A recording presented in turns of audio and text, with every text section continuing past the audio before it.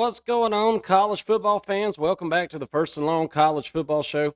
As always, I'm your co-host Marcus, flying solo today. Mason is out on a cruise with the family, enjoying a little bit of much-deserved time off. So, Mason, hope you're enjoying yourself out there. I sure do miss you, buddy. Wish you were here to help with all these breakdowns this week. It's a lot whenever you're doing it by yourself, but Week 5, college football season, ready or not, here it comes.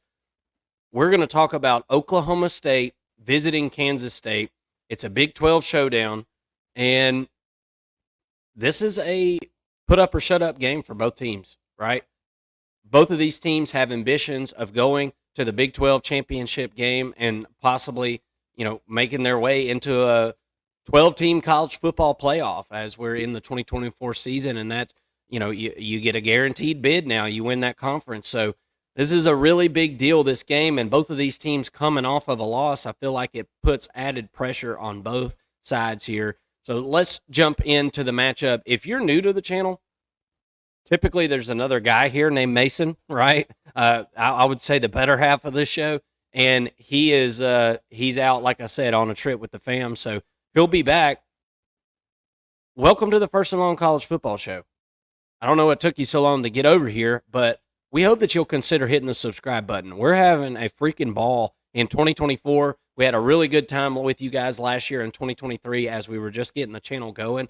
And we're working hard over here to make sure that we're providing you guys the best possible Power 4 college football coverage wall to wall all year long. And there's a lot of work that's gone into it. And we certainly appreciate you all because it wouldn't be worth doing it without you all hanging out with us, comment in the comment section, and I encourage that. We love to chit-chat with you guys, and we're very responsive there in the comment section. So welcome, Oklahoma State fans. Welcome, Kansas State fans.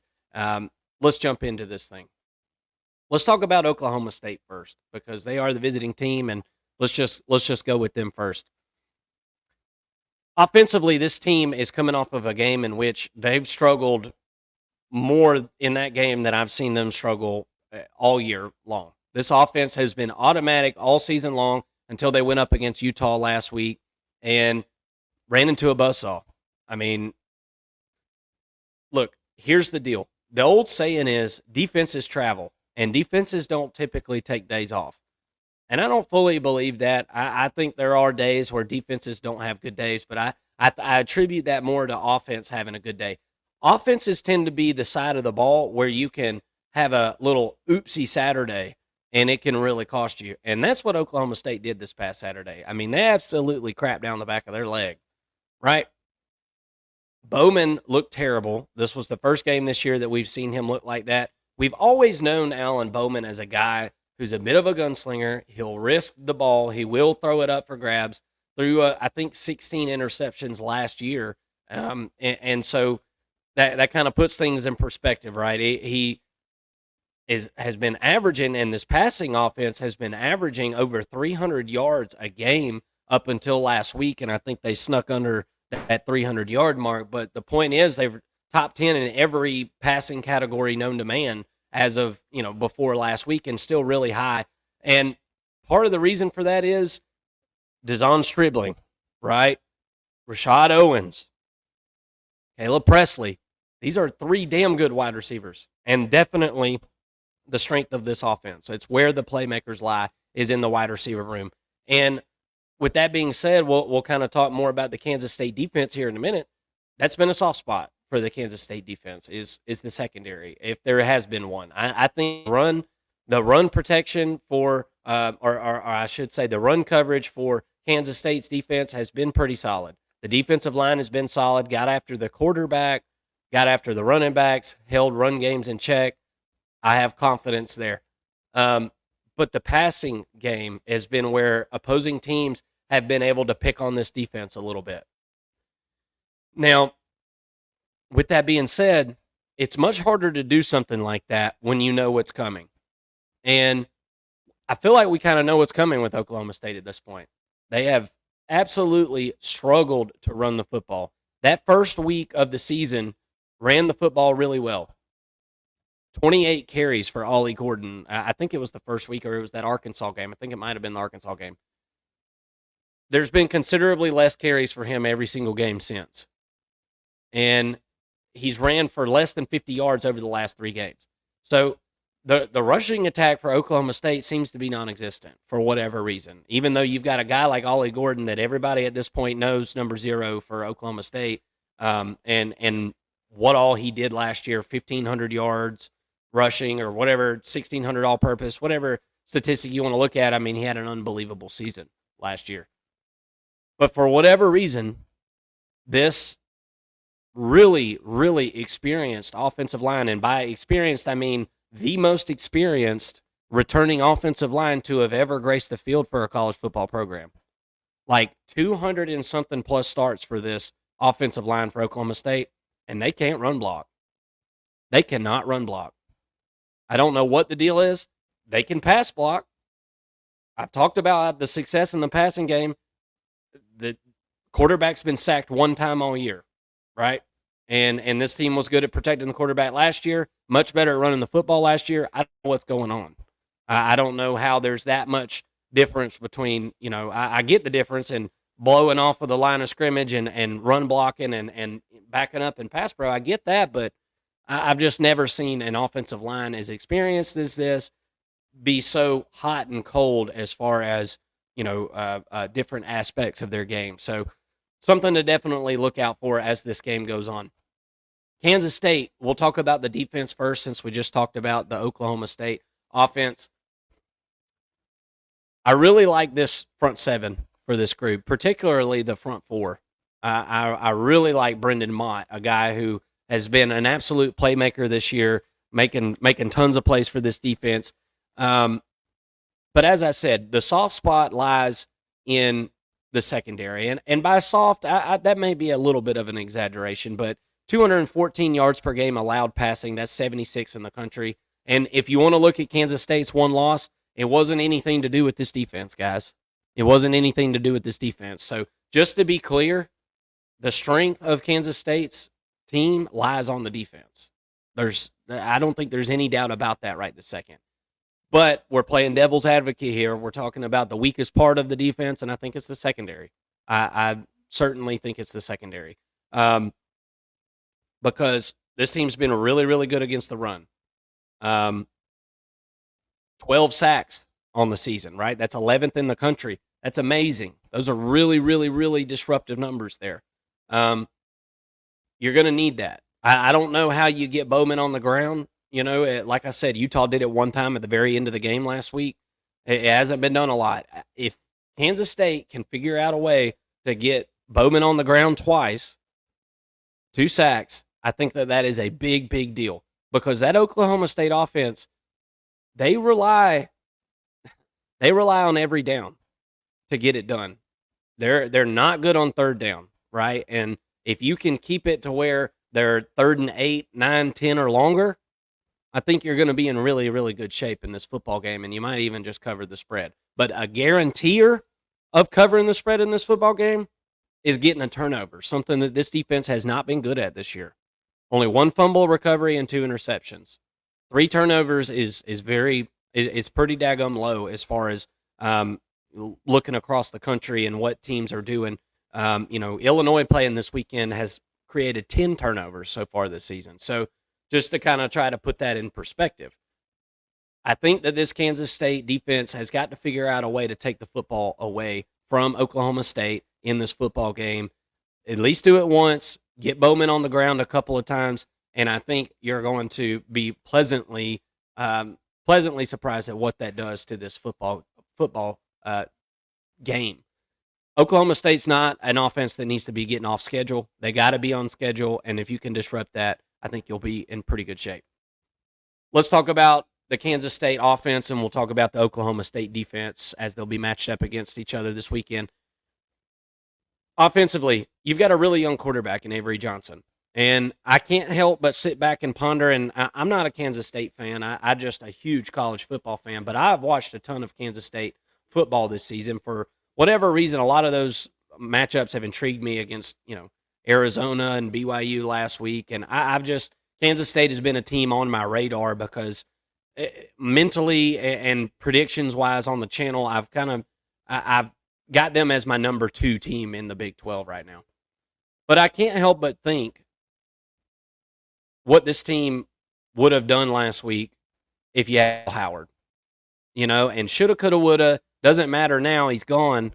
But getting Avery Johnson some playing time last year was supposed to kind of take some of this youth off of his game and help him get polished before he became the starter. And I just don't think there's any way to supplement reps from coming off the bench and having a package and make it, translate to being the full-time starter. He had to go on the road last week in what was BYU has a good home field situation. They do. There's not much else to do out there, I don't think, on a Friday or Saturday whenever they're having their games. But it was a tough environment, and I think it really got to Avery Johnson. Now, it seems like his run game is just something that's pretty much automatic.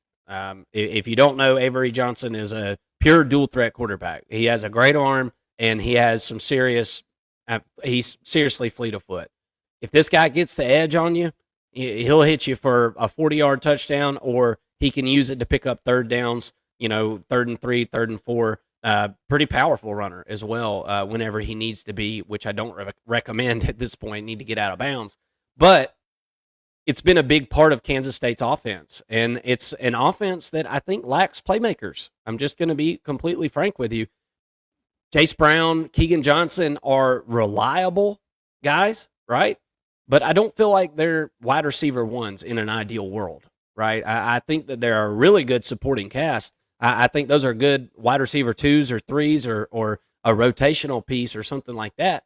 But it just doesn't seem like there's like go-getter type, nobody can guard me playmakers. There's nobody that you point to on this offense and say, if he's one-on-one, we're throwing it to him. And I feel like that's what this offense is missing a little bit, and it makes it all the harder on this young quarterback. Now, there has been times in the season where I know Kansas State fans, because I listen to a lot of the podcasts and stuff, have been a little bit, upset about the timid play calling and things early in the season, and they're saying, Avery Johnson, open it up, let him do his thing. And while I was listening to that, I thought the same thing, and then the BYU game happened, and I'm thinking, okay, this is what the coaching staff was fearing happening by just putting the game in his lap and letting him work. I don't think that's what this offense is at this point. Will it be eventually? Avery Johnson, I think, is going to be a really good quarterback. I do. I think he'll be really, really good. But I don't think he's really good yet. I think he's a above average quarterback. Like I said, his rushing ability is amazing. But as far as like reading defenses and making in-game decisions, he's just not there yet. And that's part of having a first-year starter at quarterback. DJ Giddens is the guy that this offense revolves around. This is your playmaker. This is a NFL running back. And I think he's got a good enough offensive line in front of him to where he's going to be able to have a really nice day this Saturday. We're just coming off of a game where Oklahoma State gave up 250-plus rushing yards to Utah, knowing damn well that Cam Rising wasn't playing. Oklahoma State knew, right? They knew what Utah was going to do, and they still couldn't stop it. And every coach that's going to play Oklahoma State this year is watching that film because it's out there now. Everybody was watching that or will watch it that is, in any kind of decision-making situation for any of these opposing teams of Oklahoma State. So the film's out there. Kansas State, I think, has got a very, very clear picture of what they've got to do to win this football game. But to win and cover and make it a relaxing, non-stressful victory here at the end, I think you've got to turn the ball over, which you haven't done a good job of doing so far this year. And I think you've got to figure out a way to get Bowman on the ground a couple of times and spoil some drives. That's absolutely what you've got to do. And then run the football. Run the football. I like the tight ends in the passing game, and I know this team's going to continue to utilize the tight end. And I don't mean just to stop trying to go to these wide receivers. You got to do what you got to do. You got to work with what you got. But all in all, I feel like you're lacking a little bit of playmakers on this offense. Need to be able to just run the football, hit the play action, and hope that your quarterback gets a little a little more calm, a little more settled into this offense. This one's going to be at home. I think that's a big help. Kansas State is now a 4.5-point favorite. This game started at 6, so people are betting on Oklahoma State to cover this spread in this football game. It depends on what you're wanting to do here. Me, if I'm betting this football game from a betting standpoint, I'm taking Oklahoma State plus the points. But I think Kansas State's going to win this football game. I just think it's going to be a closer game than what probably Kansas State fans would want in an ideal world. But this is a big-time matchup, and Oklahoma State's going to, they're going to have their full attention on this one. I don't expect them to have as bad of a game offensively as they did against Utah. I like OSU plus the 4.5, but I like Kansas State to win this football game. And if I'm betting the over and under on this one is set at 55.5, I think a lot of people are going to want to hit the over on that. And I think the play is the under. I think Kansas State comes out here and runs the football to a serious tune, limits possessions the best they can against Oklahoma State, just sustain drives, and hopefully it's enough and you're able to cash in the red zone, which Oklahoma State has been really good at. They've been a bend-don't-break defense. They've been good at getting after the quarterback, tackles for loss, things like that, but they give up a ton of yards, and I think Kansas State is going to be able to sustain drives, shorten this football game, and limit possessions for Oklahoma State. Give me Kansas State to win. Give me Oklahoma State to cover, and the under 55.5.